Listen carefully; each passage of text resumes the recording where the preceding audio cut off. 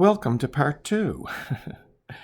At the end of the part 1, my phone rang, and then it all cascaded in with messages and stuff. So like I said, when I first began in tarot, I didn't quite care for a lot of the low scarabeo cards.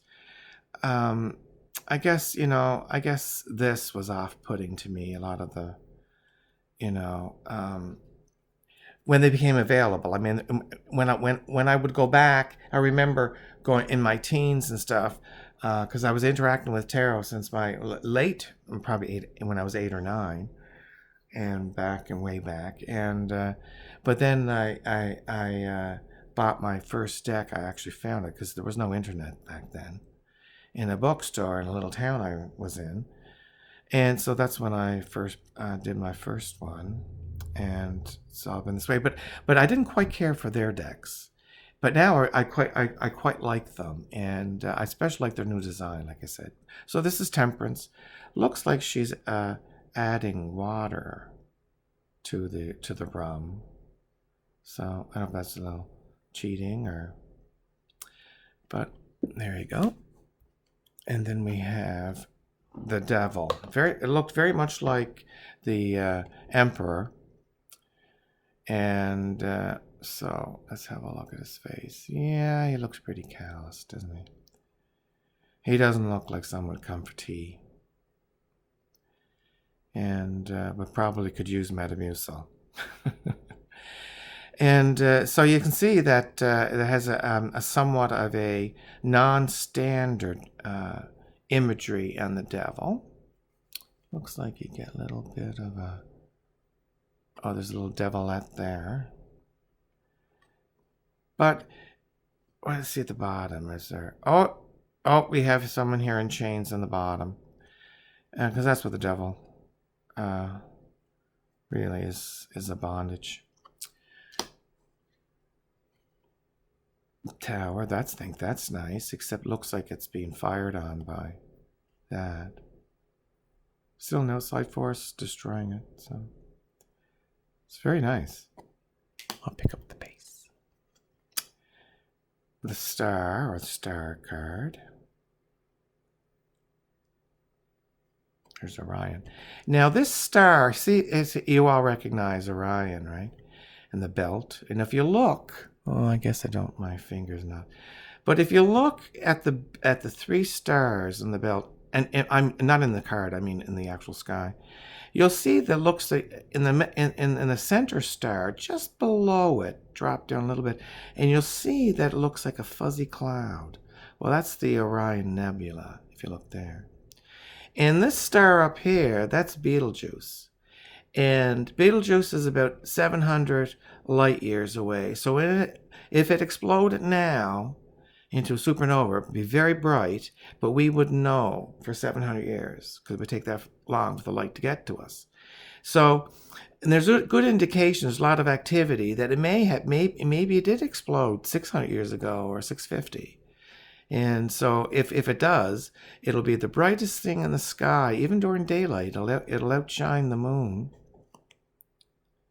It'll be very bright for a little object like that. And then it will fade, it will shrink within 2 weeks, maybe 3 weeks. It will shrink away and never to be seen by human eyes again. Well, unless we travel that distance. If we can travel the speed of light, still take us 700 years. There's the moon. This has a, the moon card can also be associated, well, it is associated with the subconscious, but with dreams and things like that. So these are things of your nightmare, maybe, in this card.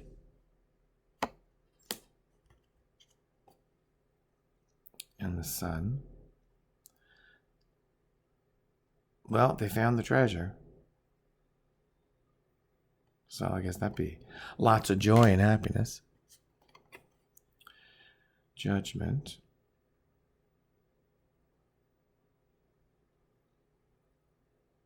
Yeah. This is like a new path beginning, sort of. This is interesting. I'm trying to think of if that looks like it's voodoo, or but the man looks kind of skeletonized. And the world. It's just a map of the world that was known then, I guess. That looks like it could be Florida. And I don't know if that's, well, I don't know what island that would be. That would be that big. Haiti, maybe? But Haiti doesn't look like that. But all right, so let's have a look at. So we have, they did soup. Okay. Well, I'm not going to spoil the surprise. Well, I thought there was maybe a suit change, but it looks like it may not be. So we have Ace of Wands, 2 Wands. The card coloring is really nice, and the cards, if you like to riffle, these are the nice cards for riffling. 2 Wands, 3, 4.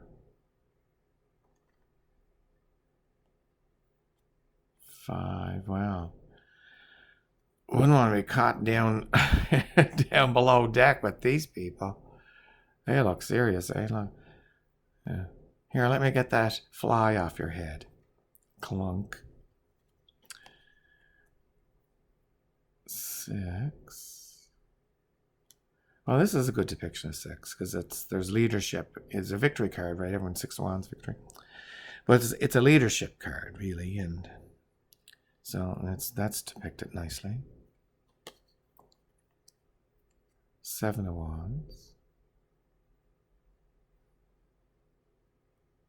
I guess keep them lit so you see your enemies coming, maybe. 8 of Wands. Well, this is interesting. Is that a band called a Banshee, or I'm not sure, but that's otherworldly. And because the 8 of Wands is usually something coming quickly, something you're going to hear news quickly. It's usually in our mundane world what it means. And 9 of Wands. Oh, that looks like someone giving up. That's usually not the 9 of Wands, but or maybe he's taking that down. Oh no, he's waving the oar with the flag on it. 10 of Wands. It looks like she's rowing out to the boat. Think twice, lady. Knave.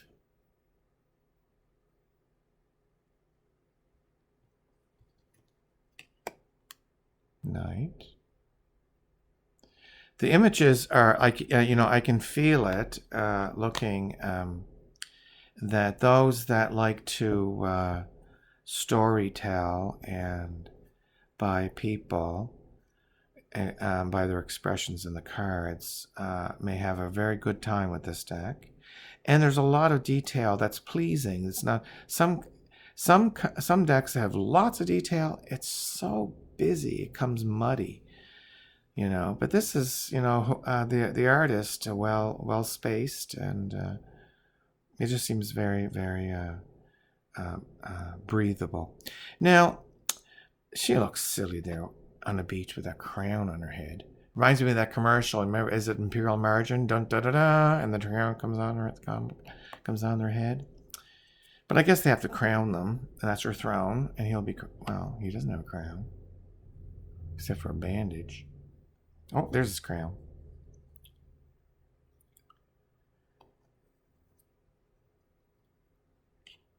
And now we get to cups. Maybe I'll just do this. So I guess there wouldn't be any young people in that to be, as they say, historically accurate deck. So the ace, that's good.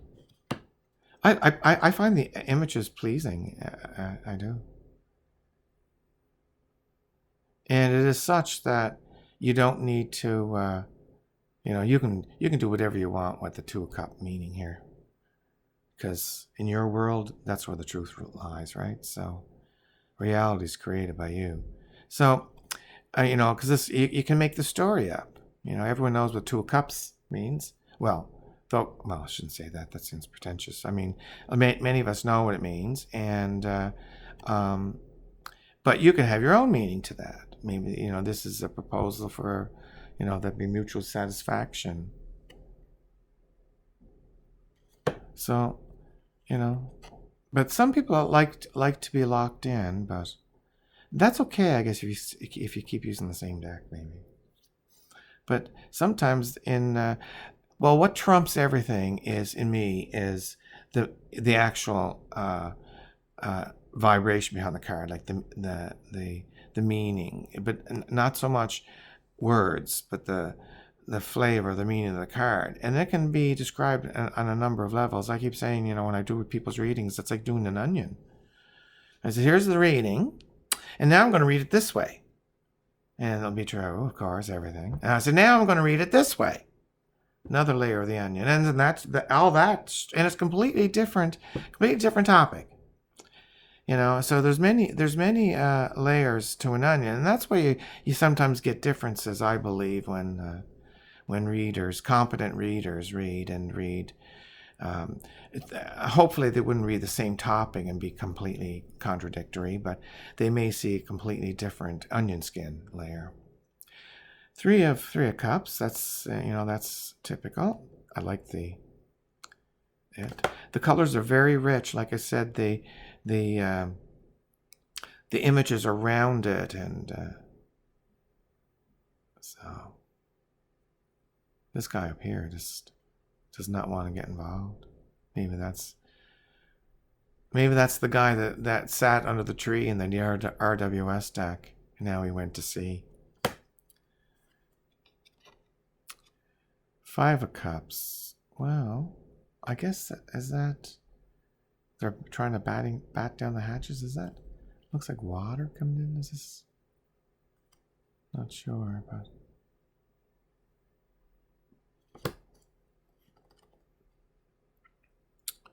Six of Cups. But although I ascribe the meanings you come to understand with time, there's still, and you'll feel it. I do anyway. You know that it's not the meaning. My inner whatever is trying to, flag a certain image to get me on that road of thought. And so sometimes the card meaning is secondary to the image, of course. But the image should help that to feel the meaning. 7. 8 of Cups. Are the people on the back they're looking out? No. Well, this is an odd 8 of Cups, eh? Well, there is a going away, but leaving that in the wake, I guess. The 9 of Cups.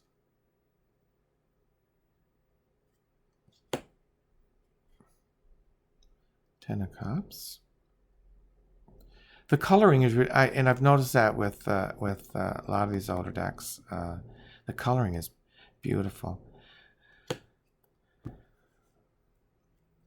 I have one deck, and I don't remember what it is. It's a little Scarabeo, and instead of the titles across the bottom, it's down the side, so it opens up this whole side like this with no title. I thought it was odd at first, but I don't know what deck it was, but I grew to like it. Knight, or the knave, page. And all the knights seem to be at this point riding the bows of ships that have symbols suitable for their suits. So they have a dolphin, suitable with the suit of water, cups. The queen, what's she eating? I'm not sure what she's doing there. Maybe she's, oh, it's not a flower. But she looks like she's, content. So leader B. King of Cups. Looks like that rock is on his head, but it's in the waterfall. Yeah. Sometimes they are drinkers. Nothing wrong with that, if that's what you want to do. You are the total controller, believe it or not. You make your own reality. Yeah, you think it, and then the universe just brings everything that you think. Even the bad stuff sometimes. Ace of Swords.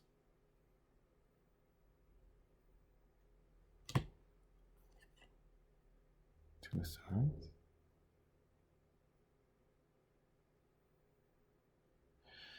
This is interesting. It's when in my experience, and it's when your head overrules your heart. And sometimes some things seem logical, and we need to do it that way. Oh, there's some ghost figures here. And it's the Three of Swords. So this is a card to me that is a card of heartache or betrayal. So, I don't know. Four of Swords. I mean, you can certainly get his personality, right? By looking at him. And you can see how it could change. Like, first it's very stern. Like, I'd be quaking in my shoes. But then I'm looking at him thinking, oh, he's just a big soft guy in there. By looking at him. So that's a sign of, to me, that's a sign of a good deck, an artist that did a good deck that way, because I've noticed that sometimes the same card and the same figure, their face will, and I'll read them differently. To me, I'm getting confusion from this one, but no, determination. So, yeah. Six of Swords. Well, this is usually, well, who knows? It's a different system sometimes. To me, this is, your rough patch is coming to an end. But don't take all of that baggage with you, but you do anyway. Seven of Swords.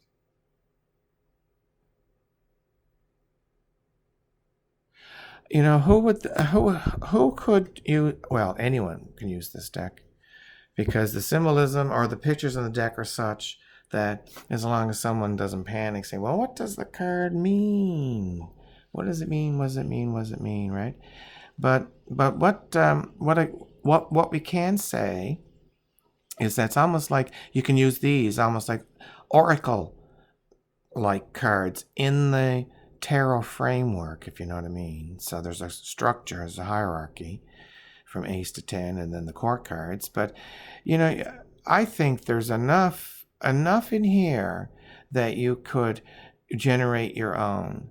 And just to see, like I tell people, if you have a deck, don't do daily drawings. Do it, and they do it in the beginning of the day. It's best to do it at the end of the day. And that way, right then, you get right now. So rather than spending the rest of the day looking and wondering or forgetting to look of the card or what happened, by doing it at the end, you're more likely to say, oh, yeah, I think that's what's talking about what happened over noon hour or something like that.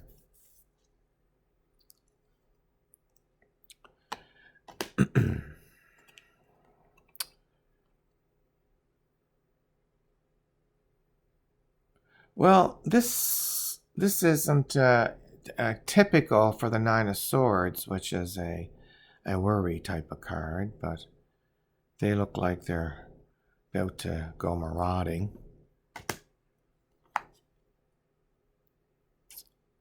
But you can see the coloring is beautiful. You're gonna walk the plank. Yeah, look at that. He's gonna walk the plank, and there's the sharks waiting for him. And they got chains on them, of course. They're gonna sink right down. Oh, look, and they got a cannon pointing at him.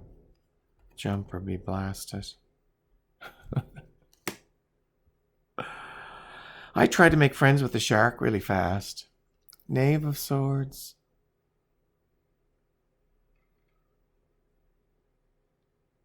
I guess they, because the knaves are the pages. Not necessarily do they mean people, but it's usually newness or young. But you kind of like to have the deck. Well, you probably wouldn't read for a family with this deck, but so I guess that's a moot point. I was just about to say, so I'll stop it there. So this is, of course, Swords is an air card, and we have a bird in the prow of the ship. The Queen.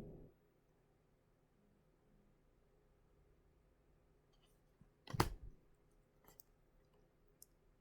King. Looked very similar to another. Oh, I think it was the King of Wands. Had his, didn't he? Had his crown on the. Will you rewind it and let me know? Before I go on. Yeah. Time travel, huh?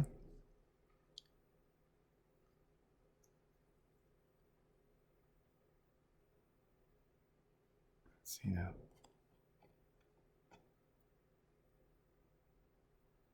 There was a young lass named Bright, whose speed was far faster than light. She set out one day in a relative way, and returned on the previous night. I don't know why. That's like from grade 4. Ace of Pentacles. That's really interesting. Like a close up of his face. Two of Pentacles.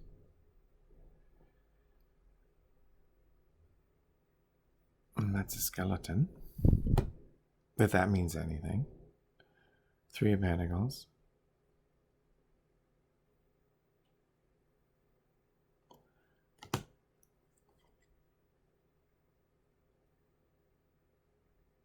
It seems, the farther you go from 1 in the passive suits, now there are exceptions, towards 10, there's improvement. But the farther you go with the active suits, they become more problematic and better near the source where they're more pure. Four of Pentacles.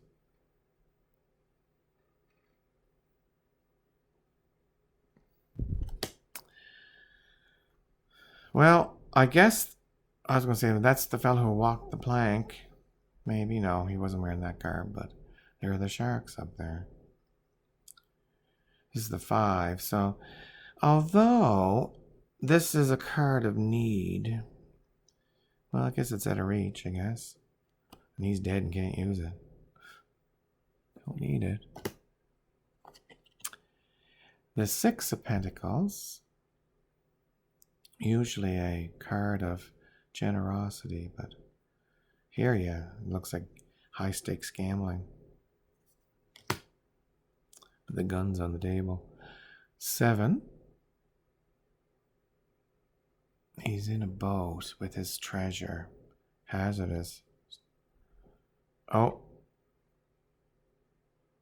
Let's see if he's actually, because I'm looking at the side of that big splash. Is that all of a sudden a generated hole that's spraying in this boat, or just a wave? Awfully big for a wave crash, because it doesn't look like it's that wavy. I'd be thinking, oh, I got a leak. I guess I'll have to make friends with Mr. Shark again.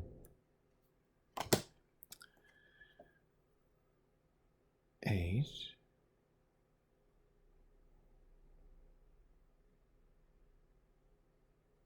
Interesting. The 9 of Pentacles. Wow, this is... Well, I guess so. I thought maybe he was a capture, but it looks like he's holding a gun or torch. And the goodies, so... This is kind of a meaning I wouldn't associate. If I saw this card and someone say, listen, I'll give you $1,000 if you guess what card that is. I'd say, well, it's a Pentacle card, maybe. But no idea. 3, maybe? Because 3 people? So it's hard to identify traditional symbolism in the card, but that doesn't matter for this deck. I think if it's read in a certain way, But if you try to ascribe rigid RWS meanings, you're going to run in a little bit of a bother. Because doesn't that look like the Seven of Swords? Couldn't that be the Seven of Swords? You know, although there's no swords, but... And the Ten of Pentacles, I guess there's, from their aspect, they are getting away with loot. I guess that's the culmination of their satisfaction. And we have the Knave.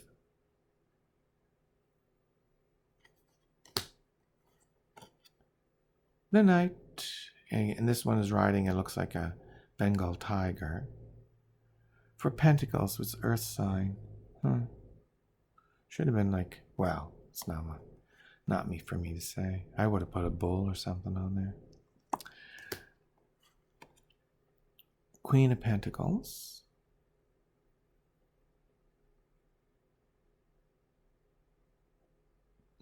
Unfortunately, all the ladies seem to be drawn with the same similar face. But all the guys have been given different ugly mugs, that's for sure. Anyway, there's the King of Money. King of Pentacles. So, that is a funny little, I don't know if it's a review, walkthrough of this deck that has been out. Let's have a look. It should say in the book. Copyright or something. Oh, it's one of those in the back. 2007. So I believe I got it quite soon after it was, you know. I love collecting decks. So anyway, so that's my review of the tarot of the pirates, and thank you for watching. Enjoy the rest of your day. Bye.